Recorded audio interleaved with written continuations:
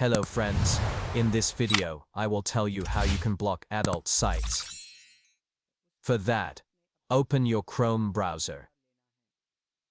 Then click on the three dots and go to Settings. Next, click on Privacy and Security. Scroll down here and click on Security. Then scroll down. Click on OS Default and click on CleanBrowsing Family Filter. This way, your adult sites will be blocked. Close your Chrome browser once. Then, reopen it. And this way, adult sites have been blocked in your Chrome browser. I hope you found this video informative. If you did, please like the video. And if you are new to our channel, then subscribe to the channel and also press the bell icon.